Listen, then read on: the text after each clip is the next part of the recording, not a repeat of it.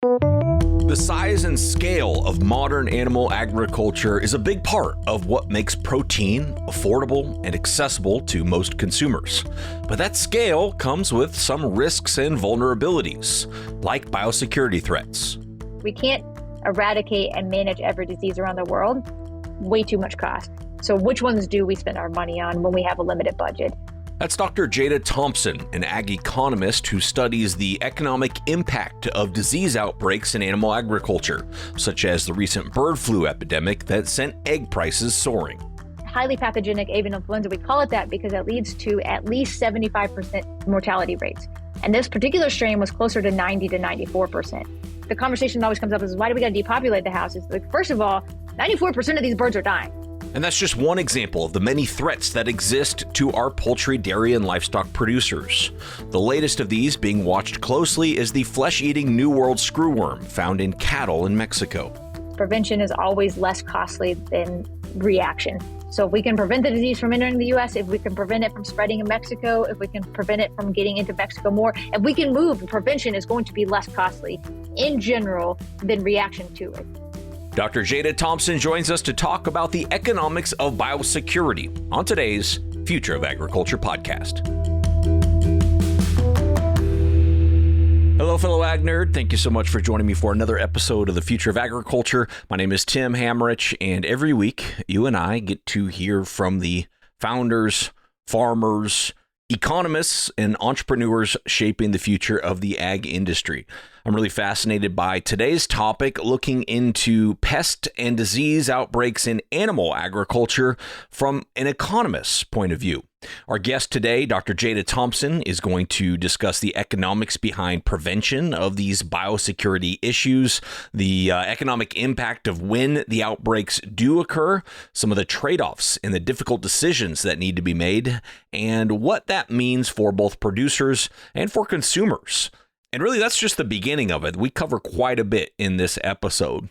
To give you a little bit more background on Jada, Dr. Jada Thompson is an associate professor in the Department of Agricultural Economics and Agribusiness at the University of Arkansas. She worked in private industry for a few years, managing customer insights and pricing analytics before earning her Ph.D. in agricultural economics from Colorado State University in 2016. Dr. Thompson's research primarily focuses on animal health and livestock economics, with emphasis on the poultry industry. She also came very highly recommended from her colleague, Dr. Trey Malone at Purdue, who was on the show this past year on episode 434. So thank you very much to Trey for the referral to Jada. I'm going to drop into the conversation here where Jada is discussing what we've learned from previous biosecurity issues and what has changed to try to mitigate these risks that we continue to face today. You look at the improvement of biosecurity and the understanding of what biosecurity looks like.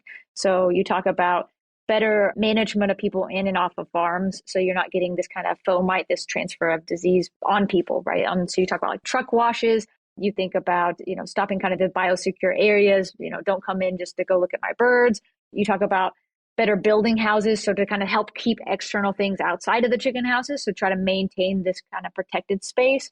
And then in terms of policies, you look at things from a poultry standpoint. You look at the National Poultry Improvement Plan, sets a kind of a guideline that says, here's all of the things you should do to help reduce disease.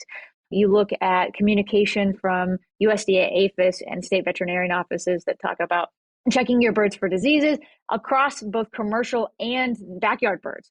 So this is not just focusing on the commercial birds, because they could do everything potentially right, and you still have a large disease outbreak that starts because it spreads in backyard flocks. And this isn't a blame game. This is a case of like, I've always heard biosecurity described as a weaker link public good.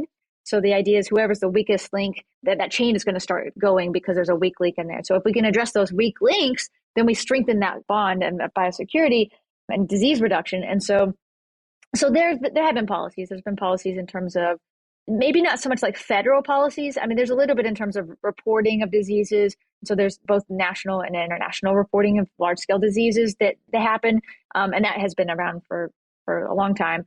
I think more so also these contracts or these large integrators also now have a lot more constant updates in terms of biosecurity and constant updates. And this is what you have to do in order to receive kind of these payments. So if you have a catastrophic event like a disease, you need to have been doing all of the best practices. Because if you didn't, then this is like leaving your car running on the street and then it got stolen.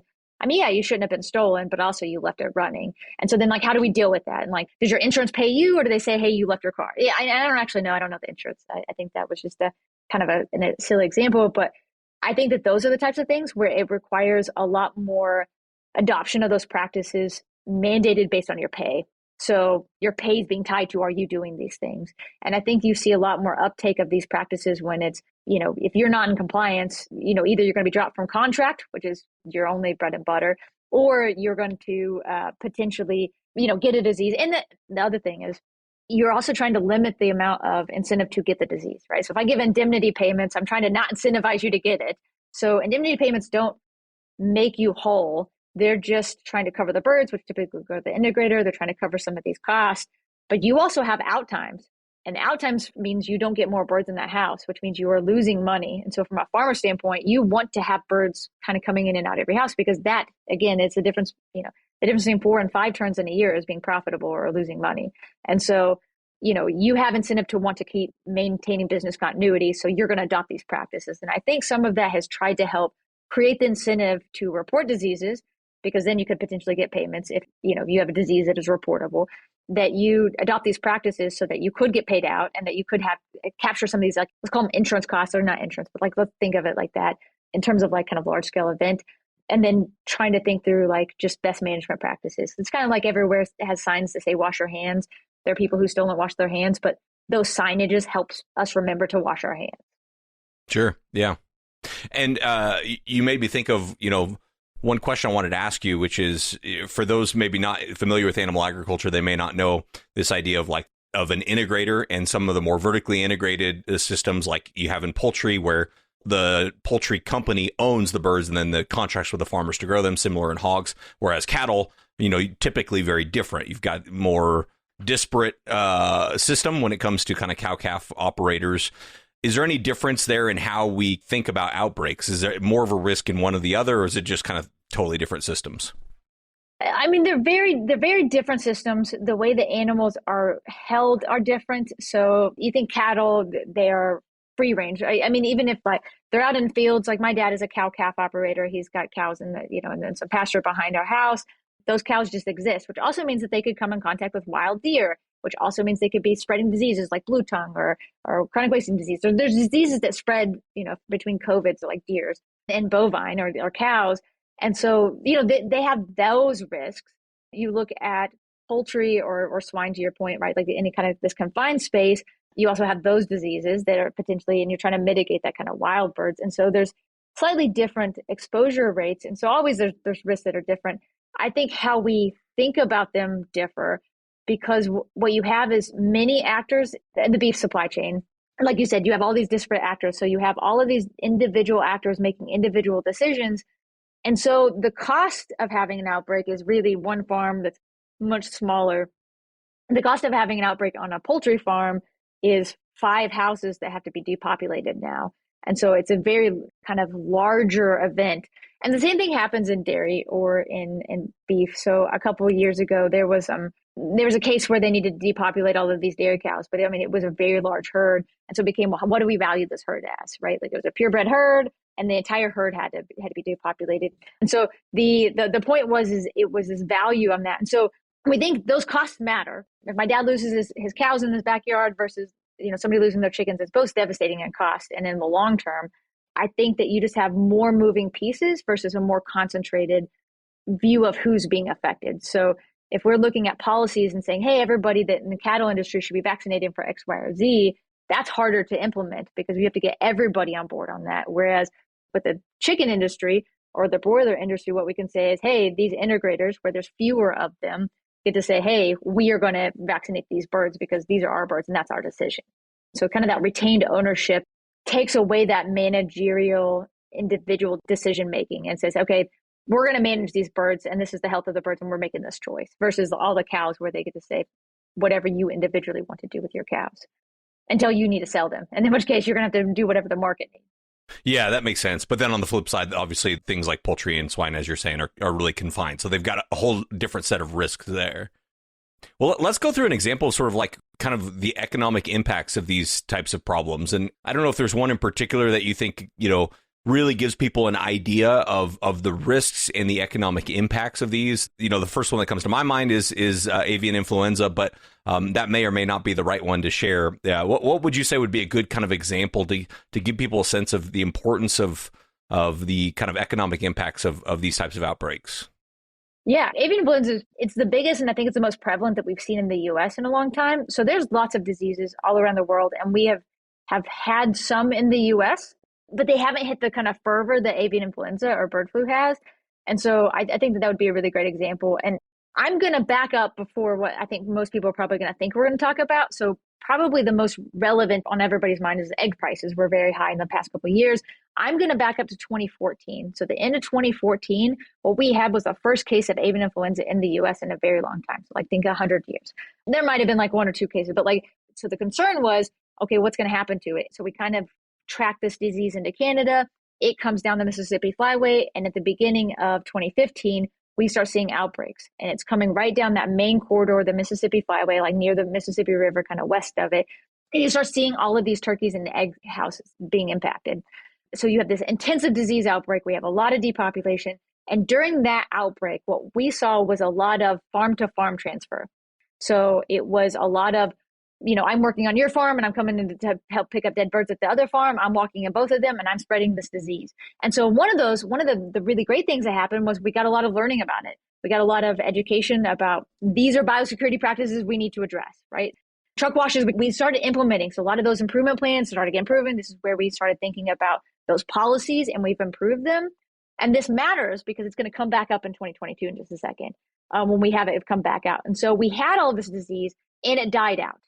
So this was a case of we use control eradication methods where you quarantine and control the disease, you depopulate a house to reduce viral load, and then that virus specifically did not do well outside of a host. And so during the hot summer months, it basically died out. And so then, which is great, right? We kind of watched it. We had a few cases come up in 2016, I think one house in 2017, but a very few, nothing hitting national news. Our prices for turkeys, our prices for eggs went up in 2015.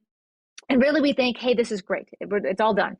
A different strain started passing around in Asia and it got into Europe. And so it had been moving around. And what we knew about it was it wasn't dying out. And so we've been keeping an eye on it for multiple years. And in 2022, we actually started getting our first cases of that in the US. So that strain moved across the Atlantic. And I'm not sure exactly the mechanism. Again, we probably suspect wild bird transfer. And so we started seeing those cases in the US. Now, what we did do is after 2015, we made all these adjustments. So we've already tried to adjust the biosecurity. So the spread was not happening farm to farm.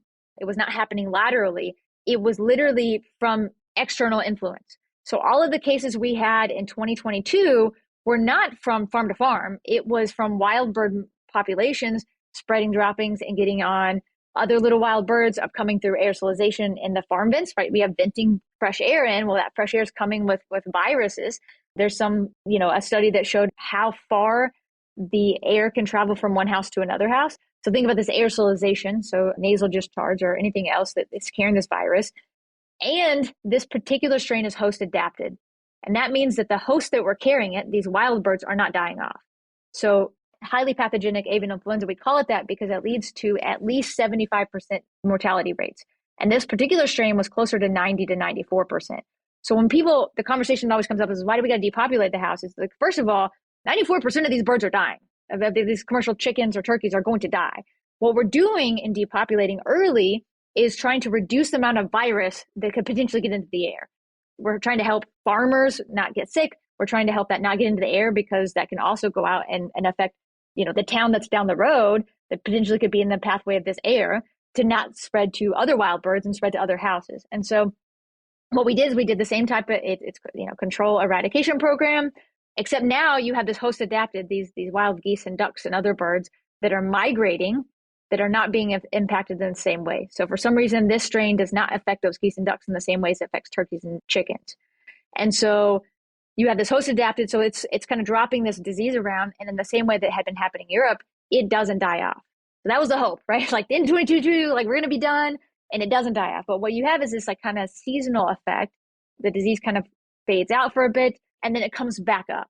So then what we start seeing is this trend of some years are worse than others, and part of that is migration. Some of that is just the disease as it's getting in, and we're constantly trying to learn. But at this point, the disease is not dying out. So how do we address it? And then that's where we get into what kind of mitigation strategies can we have? And I think those are ongoing conversations that we're having now. Yeah, so we've got this host adapted, and you've got this new strain, I guess, that is even more catastrophic for these producers. What brought the kind of egg shortage to a head? Is it just kind of gradually this spreading through these wild hosts?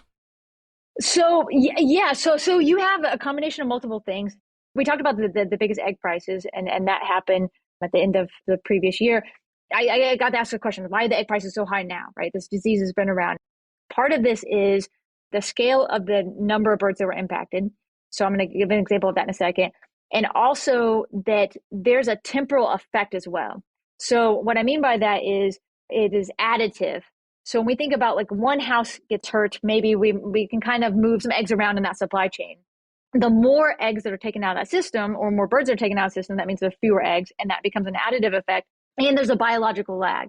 So I can't say today you lost an entire house of egg layers, and I can just go replace them tomorrow.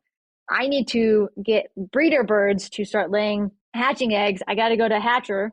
A hatching egg is 21 days for a chicken. And then I have to raise that chicken to sexual maturity before she can lay an egg. So there's just the biological gap of 21 days and another 5 months. So basically 6 months before I can start getting eggs out of the replacement bird. Now, we can adjust that system a bit. So there's a little bit of squish room. So what we can do is say, hey, I was going to replace your house. I'm just going to have you lay your eggs a little bit longer, which you won't be as efficient. So then maybe there's a cost effect there. And then I'm going to take the birds that were going to come to your house to lay eggs, and they're going to send them to my house. But at some point, what does the story go, that you have to pay the piper? And at some point, your birds also need to go out, and I still have to have birds to replace you. And so no matter what the system is you have birds out of a system, and you need birds to replace those in that system.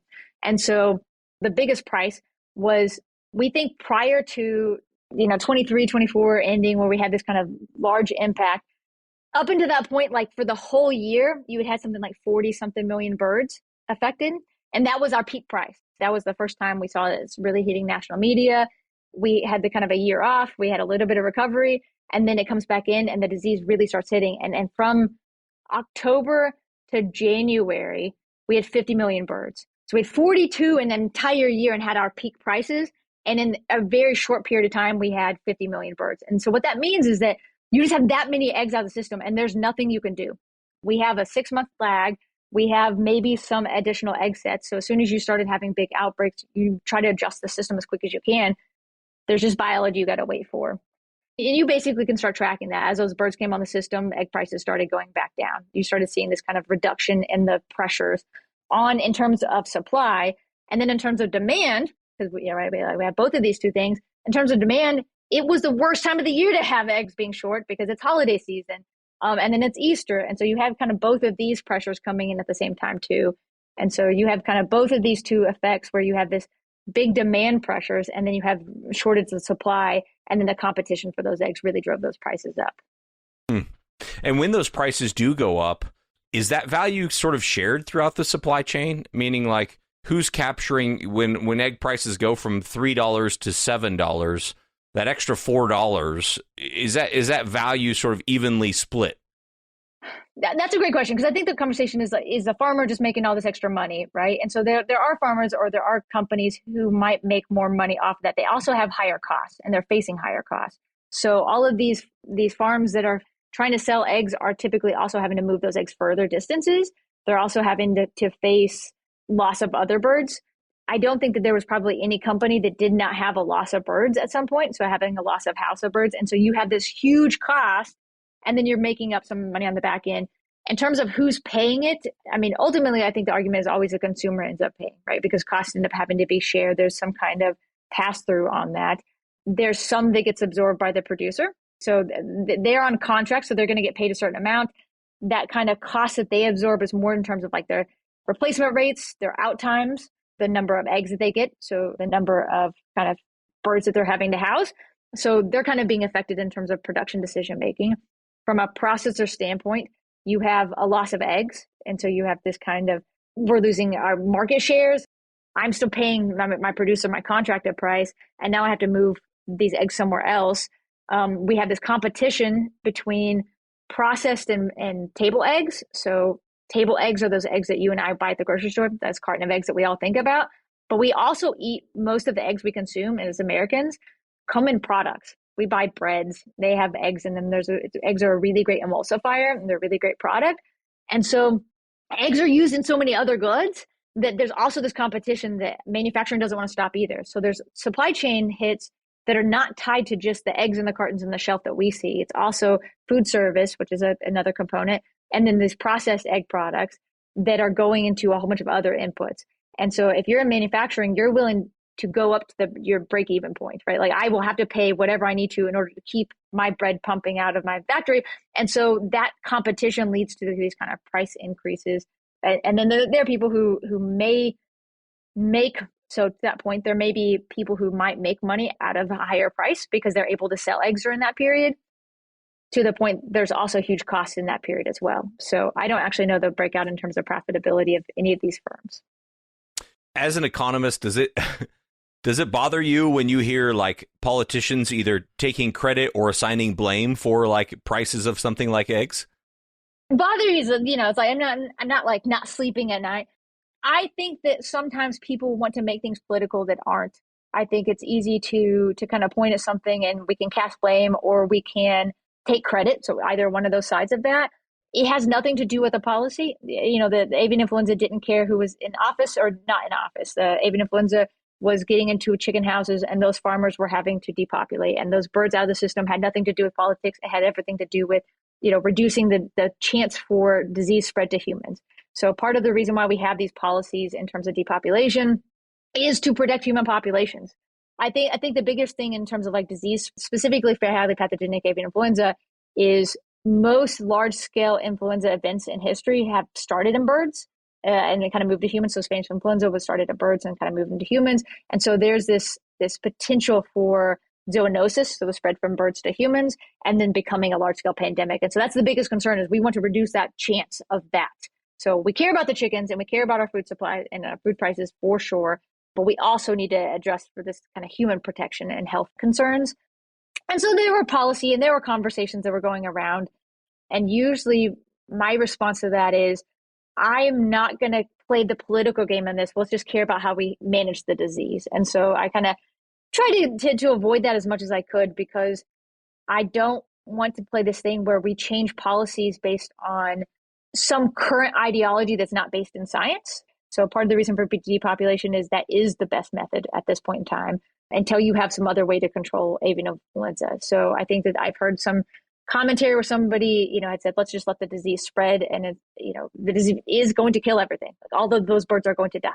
And you have a larger chance that those humans also get sick that are having to deal with that. And when you raise birds, you take on a social contract. You take on a social contract to raise healthy, happy birds, because you are taking care of an animal.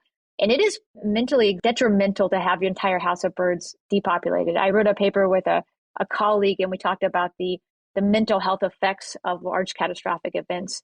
And it is one of the things on the farmers, on the responders that are having to come help you, the veterinarians, the cleanup crews. I mean, it is not casual. And so I think that those are other pieces that we don't often talk about, but that are also as a cost here. So yeah, I think that sometimes people are going to make a political game, but it's moot when it's let's just talk about disease mitigation and protecting, humans and animal populations. Right. No, the mental health burden is I think that's a really important point. Are there other sort of costs that us in the general public don't necessarily identify with these outbreaks that happen, either economic or otherwise? I mean, first and foremost, those mental health ones. I think that anytime I start talking about that, everybody, and it kind of becomes this kind of light pole moment of that this is not just the casual, these birds are depopulated. There's also huge cleanup crews. I think in terms of the practicalities of large scale events, is you have the mobilization of teams that have to go places. And so there's a huge human capital cost. You talk about USDA APHIS supports a lot of that work. And so if they're working with a leaner crew, that means that leaner crew is having to go more places and they're having to manage more. And so now you have tired crews out there. You have, people that are having to be away from home for longer, or we have to hire more contract labor to help support that type of thing. So I think some of those bits of like, this is why we have those organizations, right? This is the value of some of those and supporting and kind of funding those organizations. I think in a general public standpoint, like thinking about, I've already talked about it, was like the mortality. I think the question I get asked a lot is about why are we depopulating? Why just like save the birds. And I think whenever I start going down that, 94% of these birds are going to die, it's like, oh, okay. Maybe that's a different story than what they hear in the news where it's like, oh, they're just killing all the birds. That's not quite what that looks like. And I think maybe some of the other ones is just the scale, like the scale of some of these farms, or the scale of the number of birds that are impacted. They're like, oh, some birds are sick. Okay, but then why are egg prices so high? And I think one of the conversations is we're talking about like 11% of the birds are gone out of the system, or 6% of the birds are gone out of the system. Like that's 6% of those eggs every day that are not coming in down that supply chain. Like that pretty large shock and an immediate shock. Yeah. And have there been any other, industry-wide changes to try to mitigate this risk? I mean, obviously, you mentioned that kind of the quick depopulation is a big part of the control measures. Anything else being done to try to address specifically, bird flu? Yeah, so increased biosecurity, increased vigilance on that. USDA came out with some kind of grant support to support some public-private research to support avian influenza, and that would include vaccinations or other prophylactics, other ways in which we can mitigate the disease. And so I think there's a lot of people looking for solutions to the AI problem, avian influenza problem, and how we can solve that with the least cost. So we have a vaccine right now. It's costly. It's costly to implement. Its effectiveness is not as good as what we would like it to be. And so are there better ways to give it to the animals? Are there other solutions? Because until we can protect the flock from getting the disease or from it spreading, it's just going to keep popping up. And so we're going to keep seeing this, because right now this disease is not dying out. And so how do we protect that? I think one of the other things that I'll add in here is just monitoring and surveillance. So there's a lot more investment that has gone into watching those wild bird populations so we can kind of track it. So then you can know, hey, this disease might be coming towards your area. Apply extra vigilance. So there's this concept called biosecurity fatigue. And if we've lived through COVID-19, I think we all know what that is. It's where at first you're saying, yes, I got to do all of the things. And at some point you unintentionally quit caring, and not because you don't want to. You just can't be front of mind all the time. You just have only so much capacity to think about things. And so the same thing on a farm is I am going to do all these practices, but I'm not going to do them as best as I can, pretending that I have an immediate threat. And so then the idea would be, if you knew that birds were coming through or potentially spreading a disease, now you were going to be on and trying to protect your birds as much as you can and trying to make sure you shore up every avenue, versus, potentially maybe having some fatigue coming in and people getting diseases where maybe they could have prevented them. And again, I'm not saying that people are out here just willy-nilly, letting wild birds come into their chicken houses.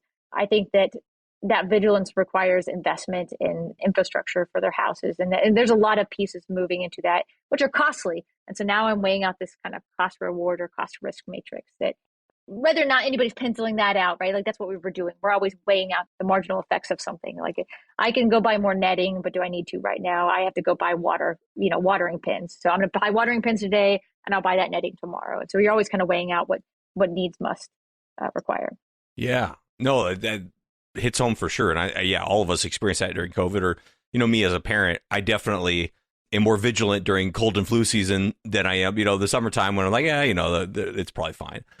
So I get that. I on a small level of experiences, biosecurity fatigue. That's an interesting concept I hadn't heard of. Well, I want to talk about this flesh-eating screwworm. I don't know how much work you've done on that, but it's certainly, in the headlines right now. I saw that you had written a paper at one point called A Call for the Development of a Sustainable Pest Management Program for the Economically Important Pest Flies of Livestock, a Beef Cattle Perspective. A nice academic wordy title there, but I was curious if screwworm came up in that study at all, or, if this is something that you all have been talking about a while and those of us in the public are just now kind of appreciating. Yeah, so that was one of those that we were discussing in that paper, or that we were thinking about in that paper as something that we're trying to mitigate. Because that was in 2022, right? Yeah, yes, absolutely. So we wrote the paper before this was a concern in the US, and so now we're talking about that from a US perspective. There's a potential project that has been floating around, and we were waiting to see if we got funding for it from USDA, kind of a partnership.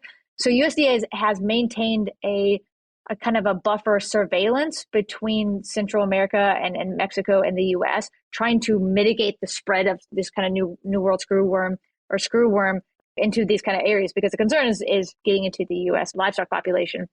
So like this has been on like my mind for a bit. I actually have a paper that is in draft form. We're going to submit it really quickly, but basically the cost of the border closing. So what we did was it was found in Mexico. We closed our borders. And then what does the impact of that border closing have on US beef prices? Because on some level, what we do is we import some cattle in, we feed them out. Sometimes that cattle is not being used for particularly like steaks or something like that. Maybe it's being more ground meat. But what you're getting is this supply of animals that we don't have anymore for a period of time. And so how does that impact our prices? Eventually those prices for cattle at an auction are going to become prices of, hamburger on the shelf, the grocery store. And so looking at that kind of pass through and thinking about the impact of beef prices, because the new world screwworm is in flies. And so how do you stop all these flies? And so there's a lot of sterilization programs. The answer in any of the disease meetings I've ever been to, the same conversation always comes up, which is prevention is always less costly than reaction. So if we're being reactionary, it is going to cost us more and be less effective than if we can prevent the disease. So if we can prevent the disease from entering the US, if we can prevent it from spreading in Mexico, if we can prevent it from getting into Mexico more, if we can move, prevention is going to be less costly in general than reaction to it. Because if you get it and you have this flesh eating and you're losing all these cattle, that's lost revenue for farmers. And then now you have to worry about all of your other livestock. You also have to, we're doing, baths and trying to reduce these kind of pests. So monitoring surveillance, that's where that cost, disease and information, which is where that the call for more information in livestock was helpful. And so I think what you commonly hear from, especially U.S. cow-calf producers, people like your dad, it sounds like, is like, hey, yeah, close the border, right? I mean, none of us want this. Prevention's good for us in the long term. What's the counter argument there? I think we have enough beef here, or the potential to produce enough beef. Is it just the short term impacts on prices to the consumer that is the sticking point? So one is we actually are in a shortage of beef right now. So we have a shortage of cattle. Like I was talking to a friend who, again, a cow-calf operator, and he was telling me about the price of calves, and a calf sold for twice as much as what a full-size steer sold for last year. I mean, prices are just very high right now because supplies are short in terms of the number of cows and the general cattle population.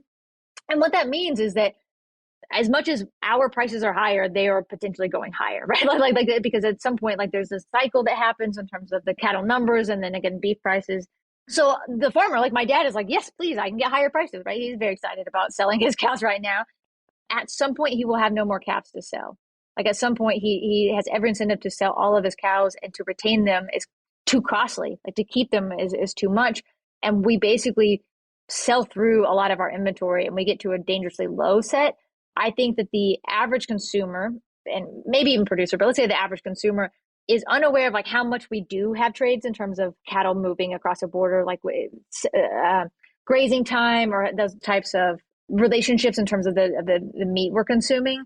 One of the other issues is that it's a fly and it's affecting bovine, but it's not limited to bovine. So those flies can cross our border whether or not we're allowing cows to. So the very real and present danger is not tied off just because we close a border.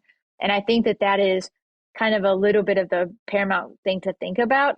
So I did tangentially related, I did a project on a specific kind of tick, and it leads to cattle fever tick disease in Texas. And one of the concerns was it affects the cattle specifically, and it leads to anemia and potentially death, low milking rates, and some other large scale and death, right? Like, so they're losing all these cows. We've eradicated it in the US. It's still present in Mexico. And so there is a very concerted effort to try to keep that tick out, to try to keep those ticks not coming across the border. And so we have historically funded this kind of eradication program and to continue to keep this eradication program, because no farmer here wants it, but most farmers don't know about it. And so then I think that's some of these kind of conversations about screwworm. We're all talking about it now, but it's existed for a very long time. We're talking about it because it's a real and present danger. But what if we had talked about it 10 years ago and said, okay, we could do these kind of eradication programs to help, fully eradicate it or keep it out? I think that a lot of people would say, yes, let's invest in that. So guarantee that it's never going to affect our cattle. And so I think that those are some of the trade-offs is we can't eradicate and manage every disease around the world. Way too much cost. So which ones do we spend our money on when we have a limited budget? Right now, we're going to talk about new word screwworm because flesh-eating, larvae is pretty concerning, right? And we don't want that in the U.S. And so, yeah, closing the border has some effect. It affects the prices. It also will have an effect on our supply. And I think that as that passes through the system, we will feel that in terms of our retail prices as well. Mm-hmm. Yeah. So as an economist, how do you model that out? If a policymaker is coming to you and be like, okay, what is the risk return of eradicating, New World screwworm right now? How do you kind of even begin to think through what the implications would be, the economic costs of an infestation? Yeah, so this is where somebody like an economist would work with like an epidemiologist. So a veterinary epidemiologist can do these kind of disease spread modeling and saying, okay, if we do these eradication programs, what's the likelihood that we get all of them? What is the chance of spread? What is the disease or morbidity, sickness, or mortality rate in animal agriculture? So they would say, if this many cows are going to be affected, if we do not treat this and we have all of these flies that are out here, then this is the potential count or the expected count of cows that are going to be sick or not. And then what you can do is you can kind of compare the difference between those. So the marginal value, which is reducing the number of cows from, let's say, 1 million cows affected to 100 cows affected. So then now we have this cattle effect, and now we can start applying economic cost to that. So we would account for the cost of the control strategy because it's costly. We have to pay for that. And then we would say, what is the value of having these extra cows? So what is the cost of having them die? And so from a modeling standpoint, you can get into either using established elasticities, you can create some microeconomic modeling. So like these, it's called equilibrium displacement models. So you can kind of start like shocking a system and saying, here's what we would expect the market to look like if we lose 15% of our cattle to this disease. And then what if we only lose 1% of our cattle to this disease? And then now we can say, okay, well, here's the total cost to producers. Here's the benefit to producers, or whatever the case is. Here's the cost of the eradication program. And then here's the total win or gain for the economy or loss. And so sometimes, it's not worth it. Sometimes it is not worth to eradicate something. We're not working on eradicating the common cold. It's not killing people in general. There's somebody out there that is going to die from a common cold because they get a secondary infection. But in general, we all kind of get it. We don't feel good and then we get better. So there are diseases in the animal space that they're going to be fine. And then there's other ones that we're like, we need to deal with this because it will lead to death and we need to be able to treat that now. And so weighing those out. So from an economist standpoint, we're going to work with somebody who can help do a disease spread modeling.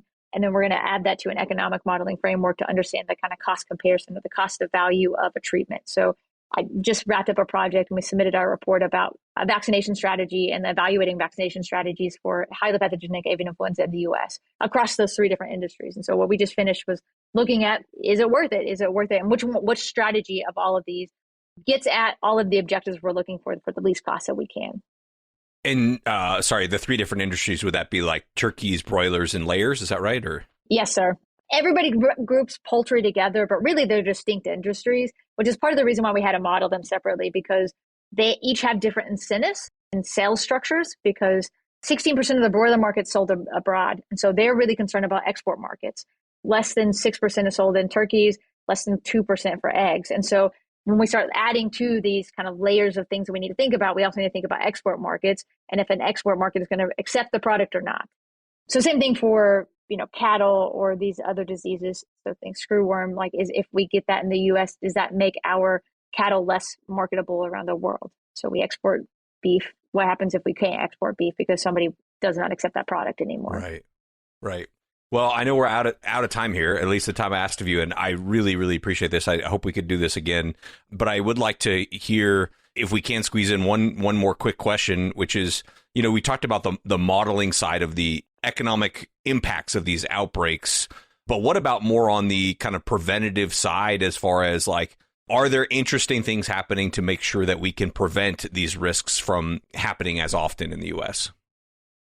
Yeah, so historically, there's been investment in monitoring and surveillance, and looking at programs that are aimed at preventing large-scale disease. So I think some of the bigger diseases are what we call them WOA reportable, so reportable to the World Organization for Animal Health. And this is this kind of large-scale list of diseases that are transboundary, they don't care what borders, they don't care what state the country they're in, and that are zoonotic, so potential spread to humans. And so these are kind of economically and physically important. And so from those diseases, what we've done is making sure that we are trying to reduce their emergence and their introduction into the US. And so there's a lot of control measures. This is why when you're flying in from other countries, this is why all of those customs supports are double checking that you're not bringing in, pests or nuts from somewhere else that might be carrying a disease. That's why they're doing all of this, is this vigilance and trying to reduce the potential spread of a disease from another country.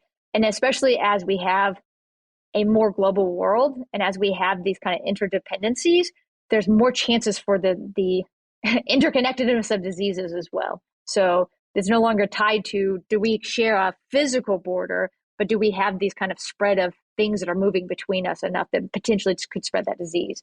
And so there are programs to try to help support reducing those disease spread points. So that's border control, trying to, don't bring meat in that's from another country that hasn't been checked by USDA. If you've been to a farm, there's a lot more questions about whether or not your boots have dirt on them. That these questions of like, are you bringing in potentially something from somewhere else? Again, there was a new world screwworm program in Central America. I think with the USDA cost-cutting measures, I'm not sure that still exists. I think that there was a lot of programs that were called back. So I don't know 100% what exists now. But I think that there were programs like that were aimed at monitoring and watching for the movement of these types of diseases, and then trying to deploy the eradication program. So sterile flies to try to go out and kill these flies that are going to carry this new world screwworm. All right. Well, that is going to be where we wrap up things for today's episode. Thank you so very much to Dr. Jada Thompson. Really enjoyed that conversation. A lot of this stuff is new to me. My wife, who helps me edit these podcasts, is a veterinarian, and she found this one really interesting as well from more of the veterinary side of things. Of course, I was looking at it more from the economic side of things, but I think there was a little bit in there for everyone. So thank you again to Jada. This is going to be an ongoing issue in agriculture, a threat that we can't completely ever eliminate. Life finds a way, as we like to say from Jurassic Park. And so it would be interesting to see what solutions, what innovations come to light to address some of these issues. But thanks again to her. Thanks again to Trey for recommending Jada. And thank you for your time and your attention. I do not take it lightly. I'll be back next week with another story of ag innovation.